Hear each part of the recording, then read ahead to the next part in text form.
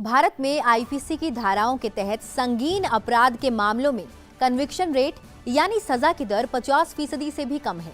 NCRB के आंकड़ों से पता चलता है कि वर्ष 2020 में हत्या के मामले में सिर्फ 44%, दुष्कर्म के मामलों में 39%, अपहरण के मामलों में 36%, डकैती के मामलों में 29% और हत्या के प्रयास में सिर्फ 24% आरोपियों को ही सजा हुई, जो चिंता की बात है। ऐसे में विकसित देशों की तर्ज पर भारत में भी पुलिस और जांच एजेंसियों को आधुनिक तकनीक से लैस करते हुए वैज्ञानिक सबूतों का दायरा बढ़ाने की जरूरत महसूस की गई, ताकि आपराधिक मामलों में सजा की दर में वृद्धि की जा सके। नमस्कार, आप देख रहे हैं संसद टीवी। आपके साथ मैं हूं दीक्षा कोहली। संसद टीवी के विशेष कार्यक्रम संसद संवाद में आज बात करेंगे दंड प्रक्रिया शनाख्त विधेयक 2022 पर संसद में हुई चर्चा की। मुझे दुश्मन से भी खुददारी की उम्मीद है। किसी का भी सर कदमों में सर अच्छा नहीं लगता, कदमों में सर अच्छा नहीं लगता। This bill places the privacy of individuals at the mercy of the state, allows for the retention of personal data with no framework for data protection whatsoever. I appeal to the government and to the Honorable Home Minister, please send this bill to a standing committee for further deliberations if you don't take it back. Mahua, my friend, she spoke in a very aggressive this thing. She was very against for this bill. पर मुझे लगता है अगर कुछ चीज़ें लोगों को न्याय देने के लिए ये देश में अगर काम करना चाहिए, कुछ रिस्ट्रिक्शंस आनी चाहिए, कुछ सख्ताई आनी चाहिए, तो हर नियम और कायदे में ये सख्ताई लानी बहुत ज़रूरी है। तब जाके क्राइम और क्रिमिनल्स हमारे देश में कम होंगे। The proposed bill is nothing but the advance form of identification with availability of advance technologies. मुझे लगता है कि टेक्नोलॉजी अगर नई चीज़ें लाएंगे नहीं तो देश आगे कहाँ बढ़ेगा। दंड प्रक्रिया शनाख्त बिल 2022 के प्रावधानों को लेकर दोनों सदनों में सत्ता पक्ष और विपक्ष के बीच जोरदार बहस हुई। विपक्ष का तर्क था कि नया कानून असंवैधानिक, मानवाधिकारों के खिलाफ और व्यक्तिगत स्वतंत्रता का उल्लंघन करने वाला है। आशंका जताई गई कि सरकारी तंत्र इसका दुरुपयोग कर सकता है। वहीं सत्ता पक्ष ने विपक्ष के तमाम आरोपों को बेबुनियाद बताते हुए कहा कि नया कानून अपराधियों पर नकेल कसने, सजा की दर बढ़ाने और जांच एजेंसियों के हाथ मजबूत करने में मददगार साबित होगा। केंद्रीय गृह मंत्री अमित शाह ने कहा कि नया कानून ये सुनिश्चित करेगा कि पुलिस और जांचकर्ता अपराधियों से हमेशा 2 कदम आगे रहें।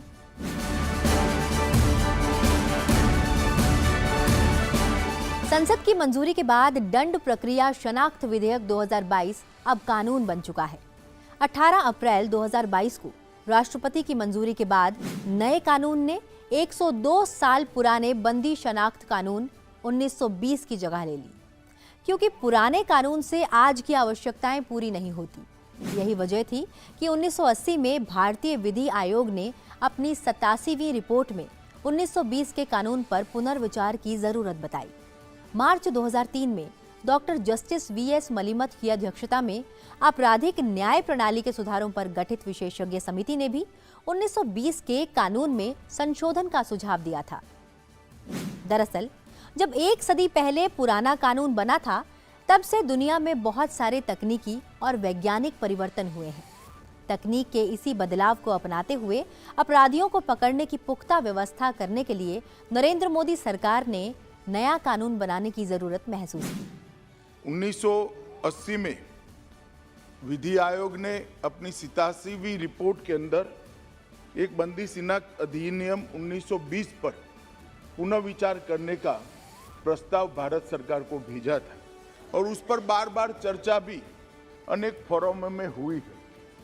हमने भी सरकार बनने के बाद इस पर राज्यों से भी चर्चा करी है और दुनिया भर में क्रिमिनल लॉ में दोष सिद्धि के लिए उपयोग में लिए जाने वाले अनेक प्रावधानों का अध्ययन करने के बाद ये विधेयक लेकर मैं यहाँ उपस्थित हुआ हूँ। संसद में विधेयक पेश करने से पहले केंद्र सरकार ने कानून मंत्रालय समेत सभी संबंधित पक्षों से विस्तृत विचार विमर्श किया, ताकि अपराध की जांच को और विस्तार दिया जा सके। क्योंकि नए जमाने में अपराधियों पर नकेल कसने के लिए नए तरीके और नई तकनीक दोनों की जरूरत है। लेकिन दंड प्रक्रिया शनाख्त विधेयक 2022 के प्रावधानों को असंवैधानिक बताते हुए विपक्ष ने लोकसभा में इसे पेश किए जाने का विरोध किया, जिसके बाद मत विभाजन कराना पड़ा और 58 के मुकाबले 120 मतों से विधेयक पेश करने की मंजूरी मिली। इसमें प्रत्येक उस चीज का ध्यान रखा गया है जिसमें हमारे समस्त अधिकार भी सुरक्षित रहे, संवैधानिक भी रहे और सारे स्टेक होल्डर्स के साथ लंबी चर्चा करने के बाद हम ये अधिनियम लेकर के आए हैं। अभी दुनिया में बहुत सारे परिवर्तन आए हैं, टेक्नोलॉजी बढ़ी है, वैज्ञानिक प्रक्रियाएं बढ़ी हैं और इसीलिए दंड प्रक्रिया शनाख्त अधिनियम 2022 हम लेकर के आए हैं, जिसमें न केवल जो प्रक्रिया है मेजरमेंट की उसको विस्तार देने का काम किया गया है, उसके साथ साथ उसकी श्रेणियों में भी वृद्धि हो उसका भी हमने काम किया है। 1920 के कानून के मुताबिक पुलिस आरोपियों और दोषियों का रिकॉर्ड रखने के लिए उनके फिंगरप्रिंट्स और पैरों के निशान ले सकते थे। इसके अलावा अपराध की जांच में मदद के लिए मजिस्ट्रेट किसी व्यक्ति की पैमाइश यानी मेजरमेंट्स या फोटोग्राफ लेने के आदेश दे सकता था। लेकिन दंड प्रक्रिया शनाख्त कानून 2022 के बाद इसके साथ साथ पुलिस अब अपराधियों की आंखों की पुतलियों की पहचान, हाथ पैरों की छाप, फोटो रेटिना, जैविक नमूने, दस्तखत और लिखावट के नमूने जैसी चीजें भी ले सकेंगी। सरकार का मानना है कि ज्यादा ब्यौरा मिलने से दोषियों को सजा दिलाने के काम में तेजी आएगी और दोषियों को पकड़ने में सुविधा भी होगी। मान्यवर, ये बिल लाने का उद्देश्य दोष सिद्धि को बढ़ाना और साइंटिफिक एविडेंस को हमारी प्रोसिक्यूशन एजेंसियों को उपलब्ध कराना है। ये बिल लाने के पीछे मंशा एकमात्र मंशा है, इस देश में गुनाहों के प्रमाण को कम किया जाए, इस देश में सजा के प्रमाण को बढ़ाया जाए और इस देश के कानून और व्यवस्था की स्थिति को सुधारा जाए और इस देश की आंतरिक सुरक्षा को सुदृढ़ किया। लेकिन विपक्षी सांसद सरकार की दलीलों से सहमत नहीं हुए। विपक्षी सदस्य चाहते थे कि विस्तृत पड़ताल के लिए विधेयक को प्रवर समिति या स्थायी समिति के पास भेजा जाए। What is wrong with the suggestion of my distinguished colleagues who said refer this bill to a select committee, refer to this bill to a standing committee? If we can wait 102 years to change a bill of 1920, why can't we wait for 102 days for the bill to be brought after examination by the standing committee? Lok Sabha में 4 अप्रैल 2022 और राज्यसभा में 6 अप्रैल 2022 को bill के प्रावधानों पर विस्तार से चर्चा हुई। सत्ता पक्ष ने कहा कि इस विधेयक को राजनीति से ऊपर उठकर देखना चाहिए क्योंकि अपराधियों की ओर से नए तौर तरीके अपनाने के मद्देनजर जांच एजेंसियों को सबल बनाना जरूरी है। नए दौर में हो रहे अपराधों को देखते हुए आज के समय के हिसाब से नीतियों की जरूरत है। इस पुराने अधिनियम में महोदय केवल 3 था, फुटप्रिंट और फिंगरप्रिंट और फोटोग्राफ। लेकिन इधर जो प्रगति हुई, टेक्नोलॉजी आई और टेक्नोलॉजी इतनी आई कि अपराधियों ने भी नई नई टेक्नोलॉजी का प्रयोग किया। इसलिए वो जो कानून था 1920 का, वो उसकी कोई उपयोगिता नहीं रह गई थी और मैं इसलिए ये कानून लाया। ये बिल बहुत पहले आना चाहिए था। इस बिल को न केवल कन्विक्शन रेट अधिक हासिल करने में सफलता मिलेगी बल्कि अपराधियों और अपराध पर अंकुश लगाने में भी सफलता मिलेगी। नई नई तकनीक का उपयोग करने का अवसर प्राप्त होगा, उसकी क्रेडिबिलिटी बढ़ेगी और जिसकी विश्व स्तरीय मान्यता भी प्राप्त है। तो ये पुलिस वाले साइंटिफिक इन्वेस्टिगेशन कर सकें, उनके पास डेटा इतना हो कि कौन क्रिमिनल है, कौन कर रहा है, कौन रिपीट ऑफेंडर हो सकता है, ये डेटा उनके काम आएगा। हमारे पास जब मेजरमेंट आएंगे, मेजरमेंट के आधार पर जैसे मैंने कहा अधिक ज़्यादा से ज़्यादा लोगों को हम जो सज़ा दिलवाने का क्रिमिनल जो है साइंटिफिक इन्वेस्टिगेशन होगा, उनको जो सज़ा मिलेगी, जो निर्दोष लोग पकड़े जाएंगे वो बचेंगे। जेडीयू, एआईएडीएमके और वाईएसआरसीपी ने भी विधेयक का समर्थन करते हुए कहा कि इससे अपराध के मामलों को जल्द हल करने में मदद मिलेगी। उनका कहना था कि विधेयक संवैधानिक दायरे में है और ये किसी कानून या अधिकार का कोई उल्लंघन नहीं करता है। This bill, sir, Criminal Procedure Bill 2022, for us to be in line with the global standards, for our investigation agencies to be on par with other countries, other advanced countries. So this bill has been brought in, sir, and it basically provides the necessary statutory backing for the agencies to go ahead with this investigation. जब हम voter list अपना नाम बनाने के लिए जाते हैं या आधार कार्ड बनवाने के लिए जाते हैं या मोबाइल का सिम लेने के लिए जाते हैं तो हमको सब प्रिंट आउट देना पड़ता है, सब चीज़ देना पड़ता है। तो अगर क्राइम रोकने के लिए सब जांच कराना हो तो उसमें क्या हर्ज है? My humble submission would be the bill is well within the constitution. It does not violate any law, any right. The larger public interest demand this kind of bill. The bill is the right intervention to save India, integrity of India. It is in the constitution part. The bill is being brought in, that too without any delay. हालांकि Congress, DMK और TMC समेत ज्यादातर विपक्षी दल विधेयक का विरोध कर रहे थे। उनकी दलील थी कि बिल के प्रावधान मौलिक अधिकारों, मानवाधिकारों और निजता के अधिकारों का उल्लंघन करते हैं, जिसका सबसे ज्यादा खामियाजा दमन का शिकार हुए लोगों, वंचितों और गरीबों को उठाना पड़ेगा। Sir, this bill is unconstitutional. This bill is illegal. We are deceiving ourselves if we believe that we are passing a bill. This bill has a huge net which can embrace anyone in this country, and you know what happens when a law of this is applied. The worst sufferers will be the disadvantaged, oppressive, and the oppressed and the poor. Sir, I am opposing the bill mainly on three grounds. Number one, this is the total clear violation of the fundamental rights enshrined in Part 3 of the Constitution, number 1. And number 2, the right to privacy ensured by the Supreme Court in Puttaswamy's case is totally violated, totally abrogated, number 2. And number 3, the human rights violation or the human rights which has been declared in the UN Declaration of Human Rights, that is also not being respected in this case. Sir, my reasoning for opposing this bill is, number one, this will give extra constitutional power to the police officers from constable, SHO level to prison officer and magistrate. Two, sir, this bill violates the Constitution in several ways, including Article 21 and the privacy of individual. My next reasoning, sir, this bill gives rooms for misinterpretation, misuse, and hence this is a badly drafted piece of legislation. When the ambit of person is expanded, earlier the Prisoners Act 1920 was confined only to the prisoners and of course those who were convicted. But now this is any person, further any person, even a person under preventive detention will be compelled to have measurements. विपक्ष की दलीलों पर सत्ता पक्ष ने कहा कि इस विधेयक में कुछ भी असंवैधानिक नहीं है। हालांकि उन्होंने माना कि गिरफ्तार आरोपियों और गंभीर अपराध के दोषियों को कैदियों की समान श्रेणी में नहीं रखा जाना चाहिए। दरअसल नए कानून में जिन व्यक्तियों का डाटा लिया जा सकता है, उनमें सभी दोषी, किसी भी मामले में गिरफ्तार व्यक्ति या किसी निवारक निरोध कानून के तहत हिरासत में लिए गए व्यक्ति शामिल हैं।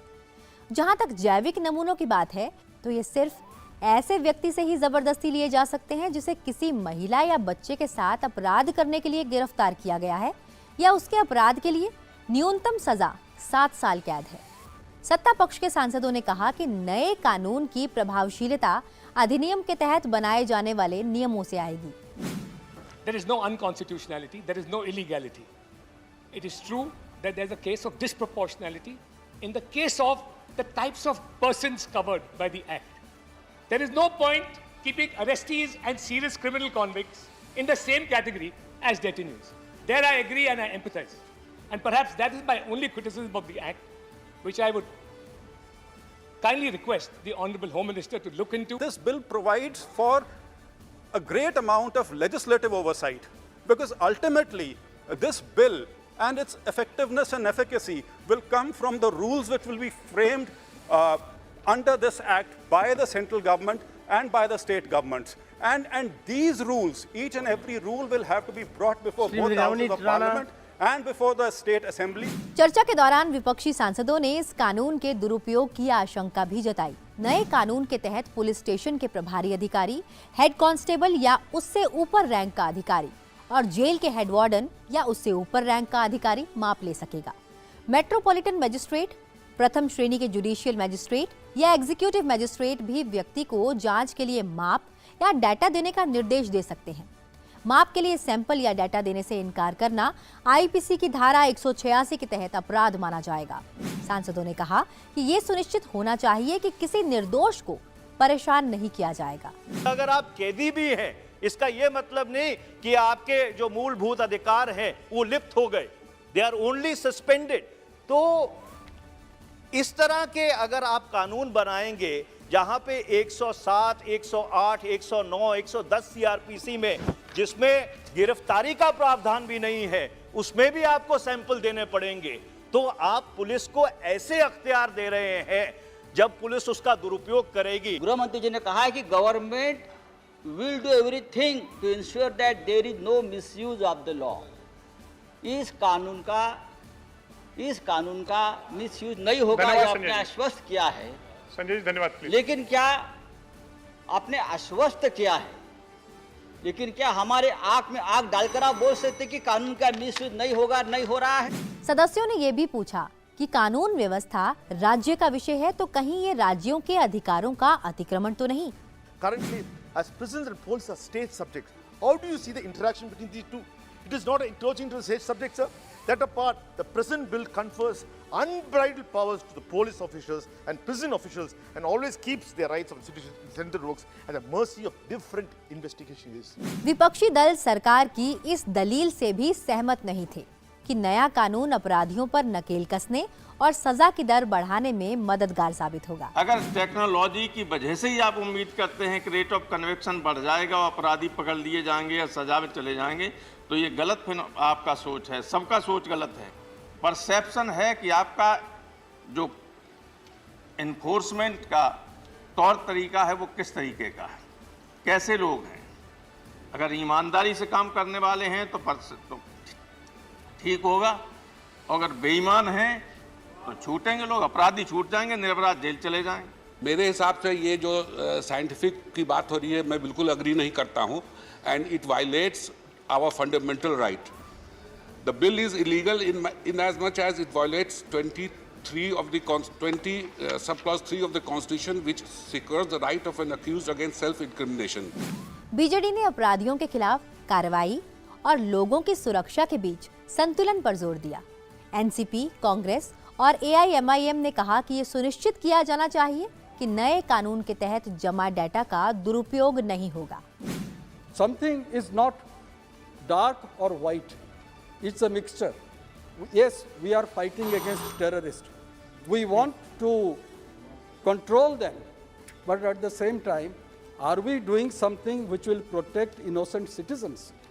There actually the crux of the issue lies. We have to bring a balance. And here in this bill, that balance is lacking.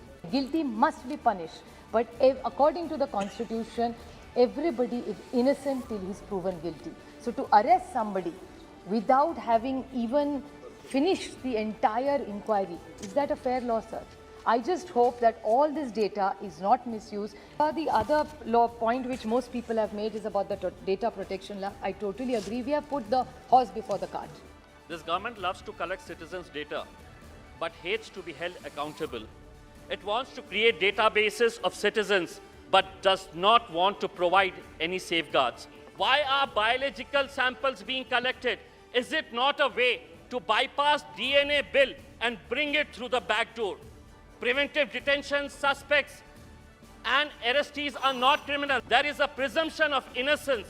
On what grounds are you collecting their information? Privatisation of criminal investigation होते जा रहे हैं, क्योंकि मैं ये भी बताता हूँ, क्लॉज अब देखिए क्लॉज 4 सब clause 3 empower state government and UTs to notify an appropriate agency to collect, preserve and share sensitive personal information of citizens.